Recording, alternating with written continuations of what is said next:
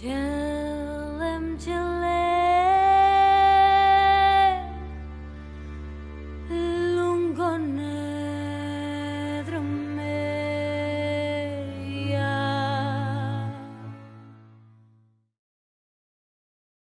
quieres que te diga? Pues no me parece muy bien el que quieran tirar el bloque, ¿vale? Los bloques, porque somos personas que estamos aquí con una necesidad, que no tenemos otros recursos y otras cosas, y la verdad pues nos fastidian.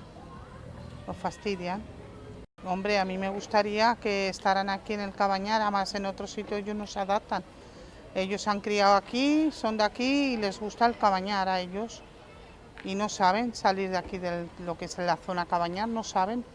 Gente que sí que les han dado, a lo mejor los han ido, pero claro, eso que vuelven, porque echan de menos lo que es la zona, porque los han tirado también. Hay gente que los han deshabitado, entonces ellos no les quedan otro recurso que irse, ¿vale? Pero siempre acaban volviendo, claro, porque no se hallan, no se adaptan. Y porque hay buenas relaciones Exactamente entre los vecinos, esto, ¿no? exactamente, intentamos pues eso, llevarnos bien, asociarnos, tener buena relación, apoyarnos, ayudarnos entre unos y otros y claro, es como digamos, pues estar bien, estar bien.